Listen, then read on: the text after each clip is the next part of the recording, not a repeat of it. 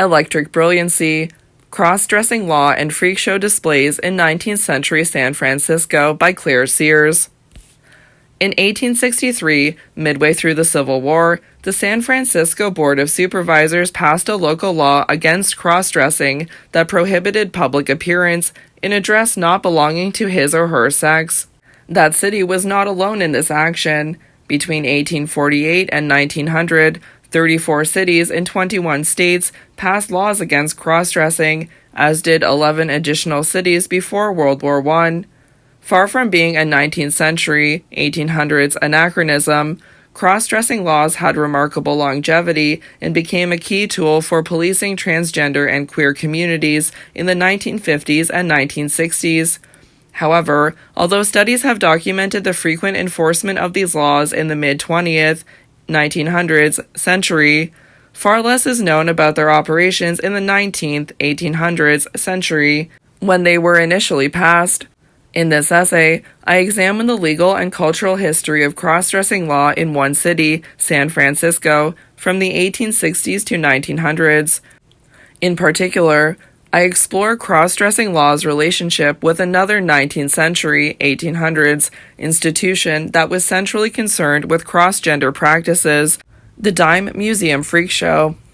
Focusing on the complex, contradictory, and sometimes unpredictable relationships between legal regulation, cultural fascination, and gender transgressions, I develop three main arguments. First, I examine the legal work of cross-dressing law, documenting the range of practices criminalized, people arrested, and punishments faced.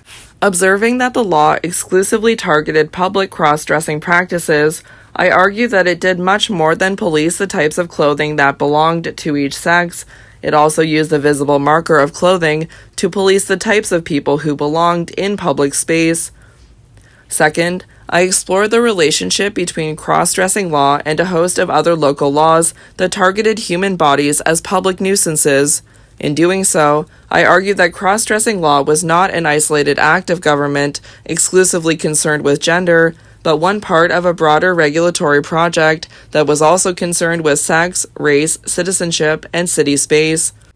Finally, I analyze the case of Milton Matson, a female-bodied man who was recruited from a jail cell to appear in a Dime Museum Freak Show in 1890 San Francisco. Based on this analysis, I argue that cross-dressing law and the freak show had similar disciplinary effects, producing and policing the boundaries of normative gender, albeit in incomplete ways. A dress not belonging. San Francisco's Board of Supervisors did not initially criminalize cross-dressing as a distinct offense, but as one manifestation of the broader offense of indecency. The full legal text stated, "If any person shall appear in a public place in a state of nudity, or in a dress not belonging to his or her sex, or in an indecent or lewd dress, or shall make any indecent exposure of his or her person, or be guilty of any lewd or indecent act or behavior, or shall exhibit or perform any indecent, immoral, or lewd play, or other representation, he should be guilty of a misdemeanor, and on conviction shall pay a fine not exceeding $500. In turn, this wide-reaching indecency law was not a standalone prohibition, but one part of a new chapter of the Municipal Code Book titled Offenses Against Good Morals and Decency, which also criminalized public intoxication, profane language, and bathing in San Francisco Bay without appropriate clothing. Alongside these newly designated crimes, cross-dressing was one of the very first offenses against good morals to be outlawed in the city. In 1866, the original $500 penalty was revised to a $500 fine or 6 months in jail. In 1875, it increased to a $1,000 fine, 6 months in jail, or both. Despite its roots in indecency law, San Francisco's cross-dressing law soon became a flexible tool for policing multiple gender transgressions. Before the end of the 19th century, 1800s, San Francisco police made more than 100 arrests for the crime of cross-dressing.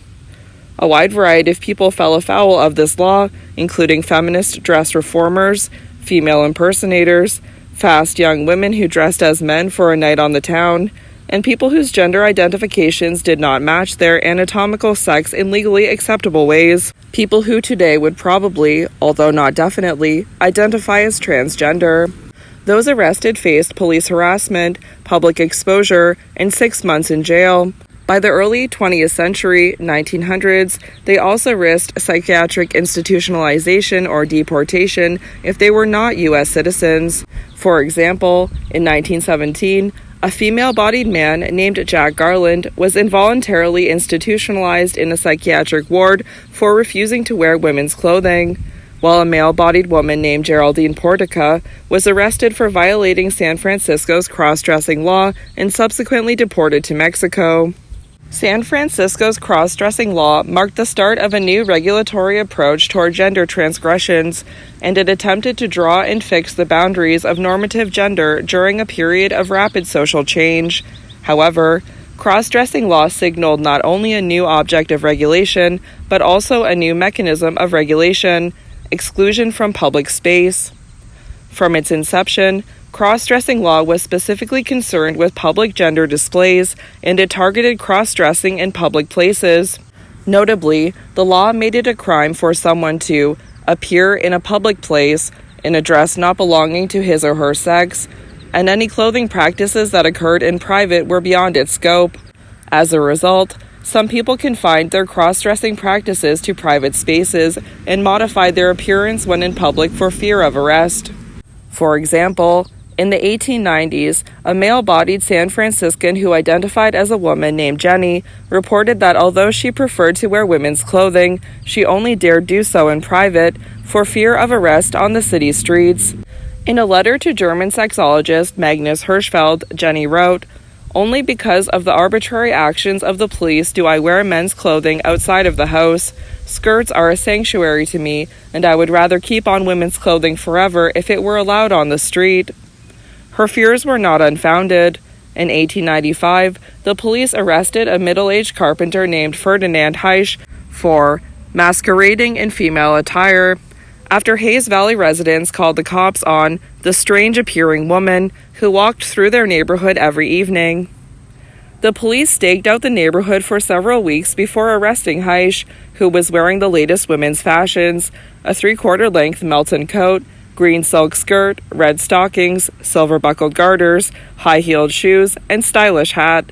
Following a brief stint in the city prison, Heisch was released by the police court judge on the condition that Heisch ceased wearing these clothes in public. Heisch apparently complied, but her ever-vigilant neighbors were still not satisfied, and they demanded her rearrest for wearing women's clothing at home. However, while predictably sympathetic to the neighbors' complaints, the police admitted that they were powerless to intervene because the law permitted cross-dressing in private. The exclusion of cross-dressing practices from public space and their concurrent confinement to private spaces was a form of legal segregation that had significant political consequences, both for individuals whose public appearance constituted a crime and for the general public. First, for people excluded from public space, participation in day-to-day city life was curtailed. Everyday activities, such as going to the shops, enjoying a night on the town, or even walking through one's own neighborhood, brought surveillance and arrest. As such, cross-dressing was marked as a deviant and secretive practice rather than a public activity and identification.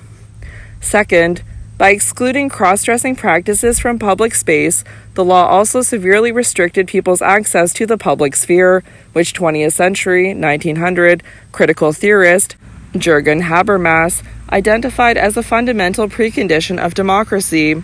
In Habermas's influential formulation, the public sphere consisted of multiple public venues where individuals came together to discuss common public and political affairs. These spaces including coffee houses, saloons, bars, and meeting halls, as well as the mediated venues of newspapers and journals. By restricting access to these public venues, cross-dressing law effectively excluded multiple people with non-normative gender from civic participation in the democratic life of the city. Finally, cross-dressing was not only consequential for those excluded from everyday public and political life, but also for the general gender-normative public, who faced an artificially narrow range of gender identities in city space. After all, when in public, there were only two ways that people with non-normative gender presentation could avoid arrest: either changing their clothing to comply with the law or evading police detection by fully passing. Clearly involving different risks and benefits, these strategies nonetheless had a similar effect on city space, removing different gender appearances and identities from public view. Indeed, by policing gender hierarchies through public exclusion, cross-dressing law reinforced the very notion of difference as anomalous by exaggerating the prevalence of the norm. Problem bodies, public space. Although cross-dressing law marked a particularly literal attempt to produce and police normative gender, it was not an isolated or idiosyncratic act of government. Instead, it was one part of a broader legal matrix that targeted the public visibility of multiple problem bodies, including those of Chinese immigrants, prostitutes, and individuals deemed maimed or diseased. These local orders constituted a body of law that targeted the atypical human body as a potential public nuisance, and they appeared in the municipal codebook alongside laws that regulated sewage, slaughterhouses, and the keeping of hogs.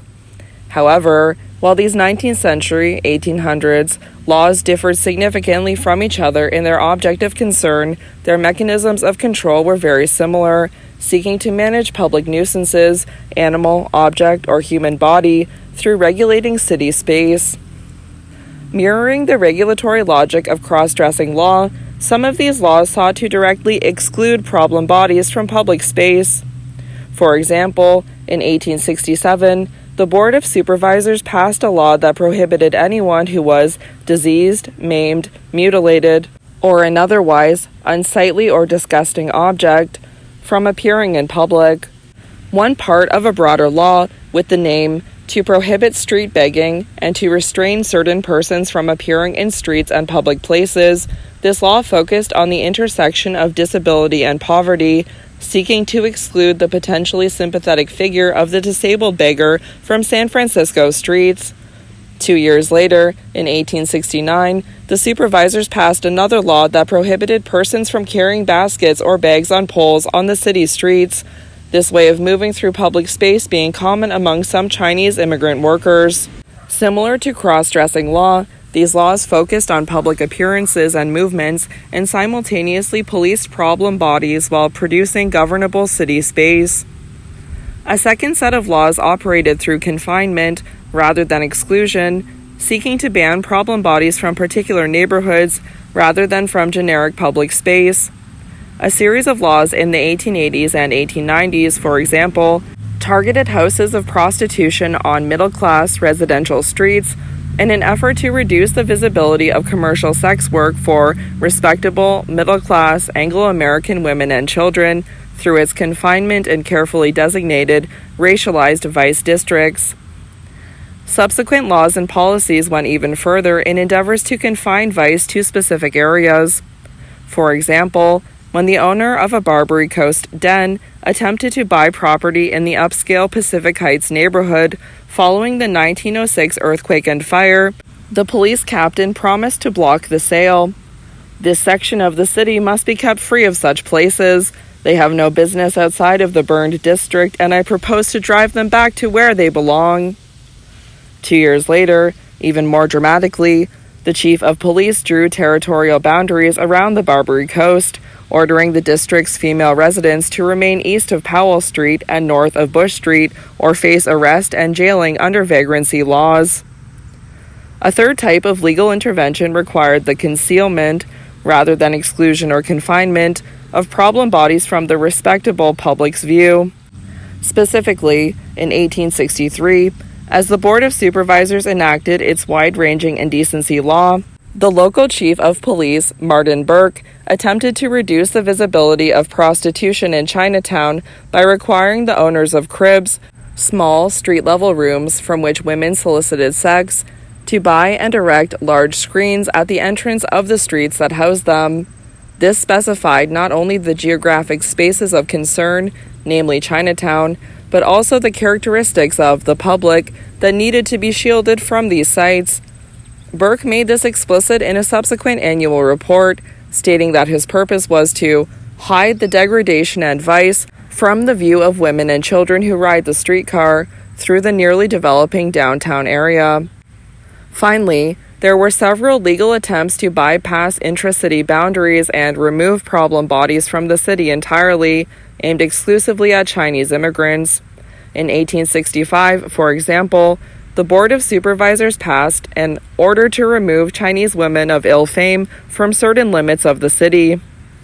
This was the first local law to explicitly target a single nationality, and under the advice of the city attorney, the supervisors removed the word Chinese from the legal text prior to publication. The intent of the law, however, remained unchanged, and the following year, 137 women, virtually all Chinese, were arrested as common prostitutes, an enormous increase over the previous year when there had been one arrest. These women were subsequently removed from the city, and the chief of police boasted that he had used the law to expel 300 Chinese women, with fewer than 200 remaining. Additionally, the Board of Supervisors made numerous attempts to harness the power granted by nuisance law to remove all Chinese residents from San Francisco. This possibility had circulated in anti-Chinese political discourse since at least the mid-1850s and reached its peak in 1880 when an investigative committee of the San Francisco Board of Health published a report declaring Chinatown a nuisance and calling for all Chinese residents to be removed from the city. Judicial restraints ultimately rendered this effort ineffective, but not before the Board of Health unanimously accepted the committee's recommendations, signaling local government's investments in using nuisance law for racialized removal. Undoubtedly, there were important differences between these laws, as well as between the processes through which cross-dressed, indecent, unsightly, and racialized immigrant bodies were defined as problems and targeted for legal intervention. Nonetheless, I bring these particular laws together here, as they were brought together in 19th century, 1800s municipal code books, for two specific reasons. First, when these laws are considered together, it becomes clear that cross-dressing law was not alone in its attempt to minimize the public visibility of problem bodies. Instead, it was one part of a broader legal matrix that was concerned not only with gender transgressions, but also with race, citizenship, and disease. Moreover, these were not independent concerns. As numerous scholars have argued, accusations of gender and sexual deviance have frequently been deployed in processes of racialization, while racialized anxieties have informed the policing of gender and sex. In turn, race, gender, and sex have all been linked to disease, and in 19th century, 1800s San Francisco, the management of public health was key to policing Chinese immigrants and prostitutes. In short, there were numerous intersecting cultural anxieties during this period that become more apparent when cross-dressing law is situated in its broader legal context. Analyzing cross-dressing law within this context also makes clearer the ways that the law sought to manage not only gender but also city space. As legal historian Lawrence Friedman has stated about 19th century, 1800 morality laws in general, what was illegal then was not sin itself, and certainly not secret sin, but sin that offended public morality. This was what we might call the Victorian Compromise, a certain toleration for vice, or at least a resigned acceptance, so long as it remained in an underground state. However, before vice in San Francisco could remain in an underground state, such spaces had to be created. Indecency and nuisance laws were instrumental to this process, creating urban zones where problem bodies could be contained, primarily the racialized vice districts of Chinatown and the Barbary Coast. Consequently, these laws affected not only the public visibility of problem bodies, but also the socio-spatial order of the city, drawing a series of territorial boundaries between public and private, visible and concealed, and respectable and vice districts.